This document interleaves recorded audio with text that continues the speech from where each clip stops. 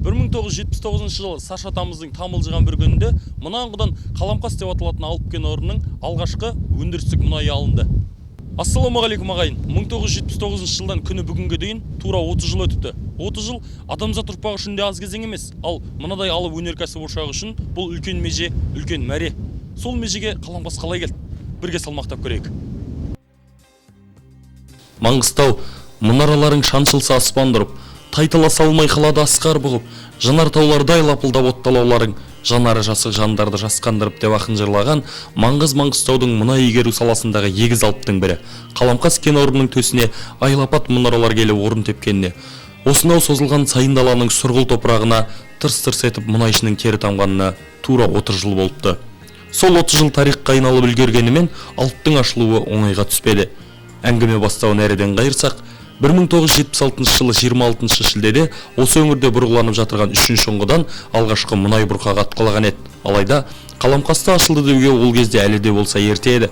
Тек 1979 жылы ғана Қаламқастан алғашқы өндірістік мұнай алынды. Тіпті әлде қайда кейін ашылуы да мүмкін еді. Тек сол жылдары ел үкіметінің Қаламқасқа айрықша назар аударуы толғақ жеткен істі жеделдетті. 1979 жылы наурызда Комсомол мұнай-газ өндіру басқармасы құрылып, оның құрамына Бозашының 2 кен орны Қаламқас пен Қаражанбас кірді. Қаламқастың тарихы осылай басталған еді.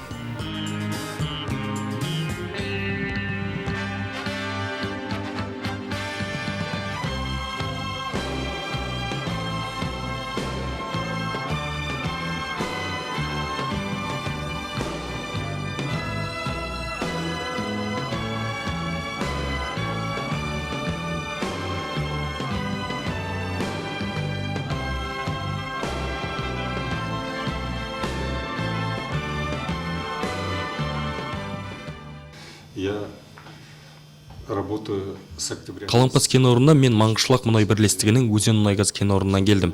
Бұл 1979 жылдың қазан айы болатын. Бұндағы қызметімді өндірістік қызмет көрсету бөлімінің бастығы болып бастадым. Бұл бөлімнің қызметі аса ауқымды еді. Өндіріске беріліп жатырған жаңа техника, жаңа құралдарды орын-орнына бөлу керек. Кен орны жаңадан салынып жатқандықтан біз әсіресе құрылысшылармен тығыз қарым-қатынаста болдық. Бұл бір өте қиын кезең еді. Бұл жерде ештеңе болмады. Қайда қарасаң да көз алдыңда сұп-сұр дала, тозаңы шыққан сор. Алғашқы келгендерге қиын болды. Алайда қажыр қайратын аямаған мұнайшылар жеңіске жетті. Бірте-бірте біз өзімізге керек дүниелерді өз қолымызбен жасап ала бастадық. Еселі еңбекпен нөсерлеп төгілген тер өз нәтижесінде бере бастады. 1979 жылдың аяғына дейін Қаламқастан 73 мың тонна қара алтын өндірілді. 1980 жылдың 4 қаңтарында Қаламқас мұнайы Ақтау портынан танкермен алғаш рет Баку қаласына жіберілді. Еңбектің бағасын жақсы білетін кеңес үкіметі мұнайшылардың еңбегін елеусіз қалдырмады. 1980 жылы май айынан бастап октябрь айына дейін осында практикада болдым. 1981 жылы Гурьев политехникалық техникумын бітіріп келгесін осында еңбек жолымды қайтадан Қаламқастан бастадым. Алдымен оператор болдым, сосын мастер, нөмір 1 цехта, нөмір 1 цехтың аға технологы болдым. Енді қазіргі жағдайда өндіріс технология бөлімінің инженері болып жұмыс жасаудамын. 1984 жылы ерен еңбектерім үшін Ленин комсомол сыйлығын деген атаққа ие болдым. Өзінің ерекше қарқынмен дамығаны былай тұрсын, Қаламқас бүкіл Маңғыстаудың бойында бүлкілдеген тіршілік нәріне айналды.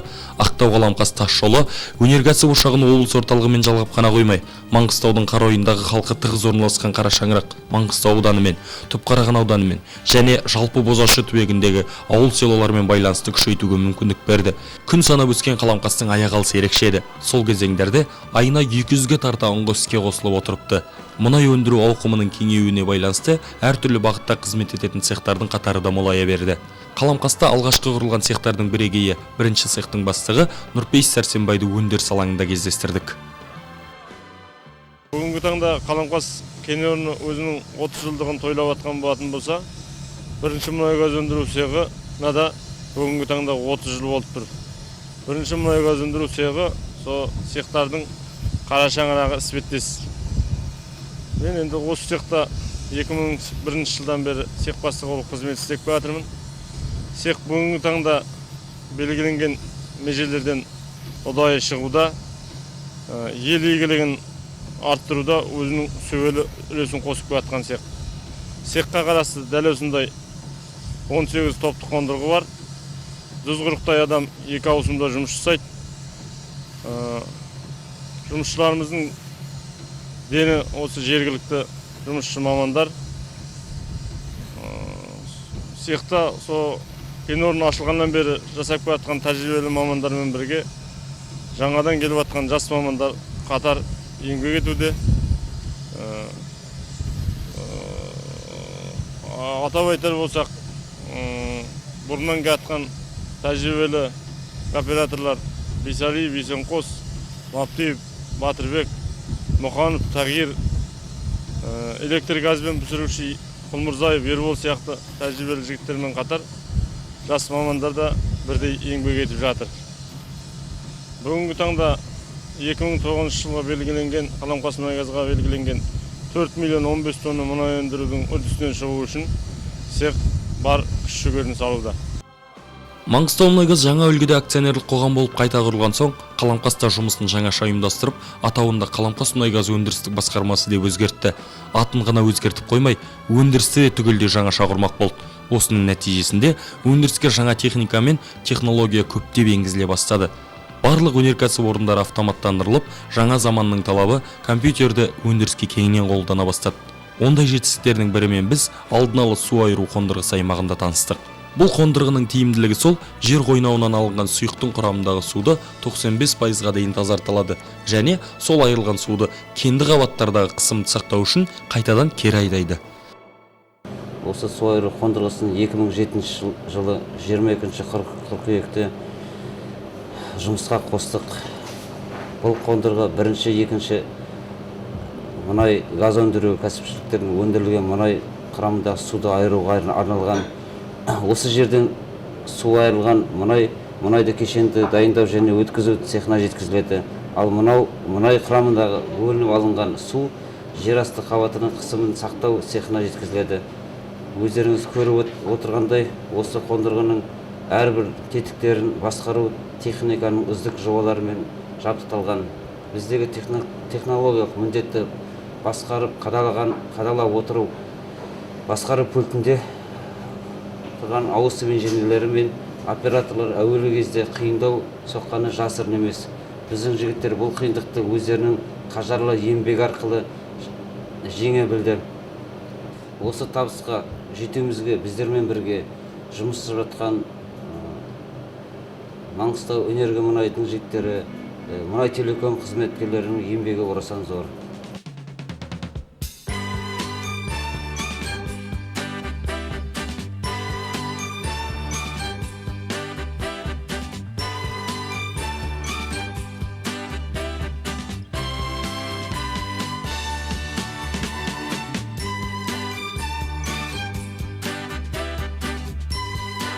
Жаңа технологиялардың мұнай өндіруді арттыруға ерекше серпін берген тағы да бірі қабаттағы мұнай көздерін үлкен қысыммен жару әдісі болды. Бұл әдіс кен орнында 2003 жылдан бері қолданыла бастапты. Аз уақыттың ішінде өзінің өміршеңдігін дәлелдеп үлгерген жобаның тағы бірі бұрандалы сорап. Аталмыш қондырғылар Маңғыстау мұнайгазда алғаш Қаламқаста тәжірибеден өтіп, тиімділігіне көз жеткен соң жаппай қолданыла бастаған. Бұрандалы сорап қондырғыларының тиімділігі олардың жөндеу аралықтарының ұзақтығында, материалдық, энергетикалық шығындардың аздығында. Энергетикалық шығындар демекші, Қаламқас кен орны күні бүгінге дейін Маяк Казатомпром өндірген электр қуатын пайдаланып келген. Мамандардың айтуынша, құрылысы бітуге таяп қалған мұнай нысанының бойына қан жүгірсе, бүкіл Қаламқас электр қуатынан таршылық көрмейтін болады. Қазір Қаламқастың өндірістік алаңында 2500-дей ұңғы бар. Оның ішінде мұнай алып тұрғаны да, жер қойнауына су айдап тұрғаны да бар. Өндіру ісі басталып, тарихы жазылған 30 жылдың ішінде Қаламқас кен орнынан 115 миллион тонна мұнай өндірілген. Ал 2005 жылдың 6 шілдесі күні Қаламқас 100 миллионыншы тонна мұнайын ел игілігіне ұсынған. Қазақ елінің экономикалық ілгерілеуінің жетекші факторы мұнай өндіру екені даусыз. Бұл жағдайда Қаламқас тек өндіруші ғана, өндірілген мұнайды әлемдік нарыққа шығарумен Қазмұнайгаз айналысады. Осы цехта 94 жылдан бері 15 жылдан асып кетті, жұмыс жасап жатырмыз. Енді келгеніміз осы бір цехта. цех мұнай дайындау және айдау қызметімен айналысады. Енді былай айтып кеткенде, одан бері бірталай өзгерістер болып отыр цехта. Жақсылық жағына есептеп қарайық енді.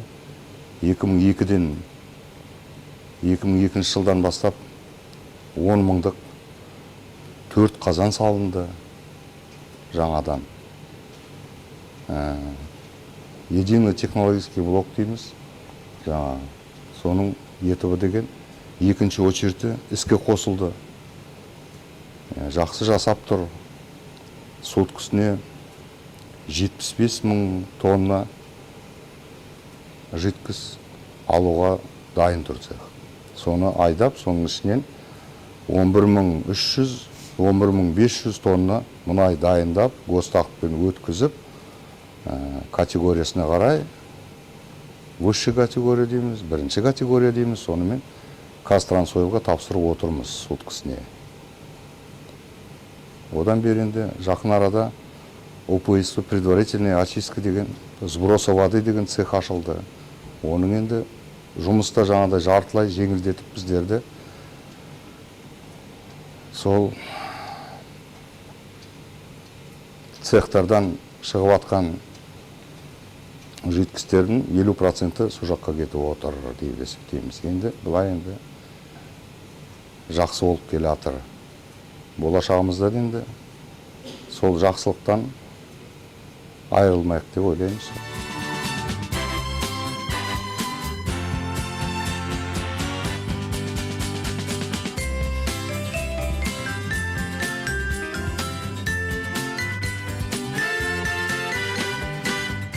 Мұнай өндіру еліміздің экономикалық дамуына сүбелі үлес қосып келе жатқан сала. Ал осы салада өзінің салмағы бар екенін дәлелдеген Қаламқас кен орнының алдағы жоспарлары да ауқымды.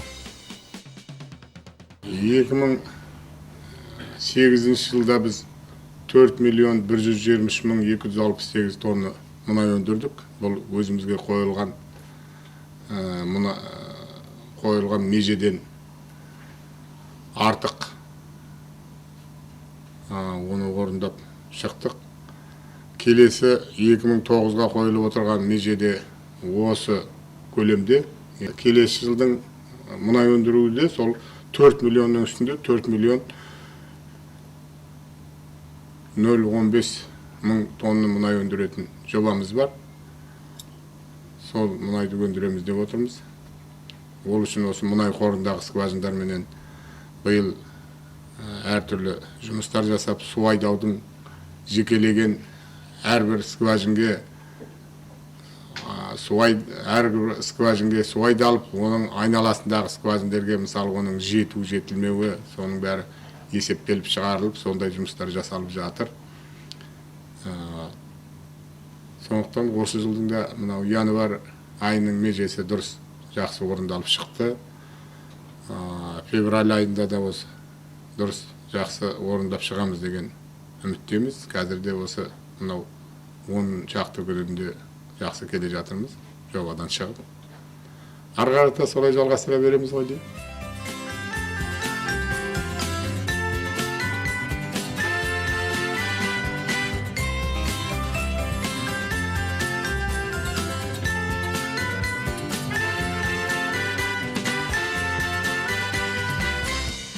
Қаламқас кен орнында бір мезгілде 3 мыңдай адам еңбек етеді. Олар негізгі еңбеккерлер, мұнайшылармен қатар кен орынға сервистік қызмет көрсететін 8 жауапкершілігі шектеулі серіктестіктің жұмысшылары.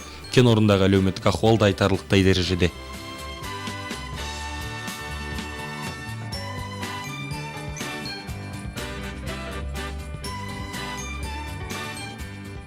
Қазіргі жұмысшылардың жағдайы бұрынғымен салыстырғанда көп өзгерді деп айтуға болады. Қазір тастан салынған ыңғайлы телевизоры бар, душы бар, комнаттарда тұрып жатыр адамдар. Үйлеріменен хабарласу, телефонменен хабарласудың бәрі бұрынғыдай емес. Кәр жеңілденді, күндегісін күнде үйлеріменен хабарласып тұра алады. Жатқан жерлерінде телефон бар, хабарласатын телефон қондырғылары бар басқа. столовыйлар бұрынғыға қарағанда жақсы. 200 орындық 2-3 столовый бар поселокте. Библиотека жұмыс жасап тұр. Қат хабарменен хабарласып жағдайды біліп тұратын. Оның үстінде каналыменен телевизор жасап тұр. Әртүрлі. Енді қазір жағдай бұрынға қарағанда жақсарып, жақсы болды деп айтуға болады.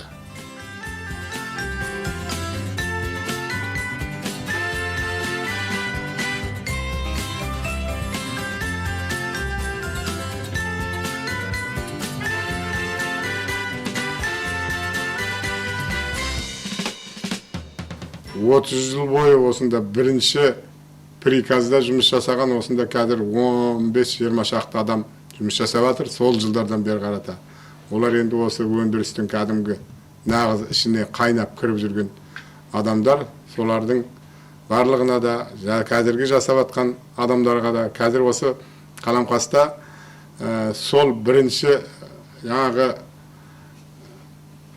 орысша айтқанда поколение дейді, солардың қазір екінші поколениелері келіп жұмыс жасап жатыр. Солардың балдары жұмыс жасап жатыр осы жерде. Сол бұрынғы жасаған адамдардың.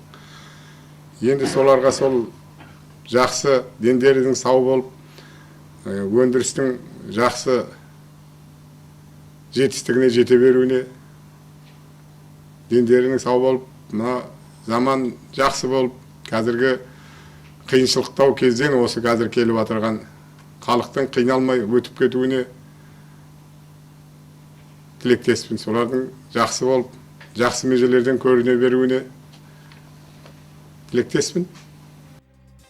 Маңғыстаумұнайгаз компаниясы өлке мұнайының 31%, Қазақстан мұнайының 9% өндіретін ең ірі 7 компанияның бірі. Ал Маңғыстаумұнайгаз мұнайының 73% Қаламқасқа тиесілі.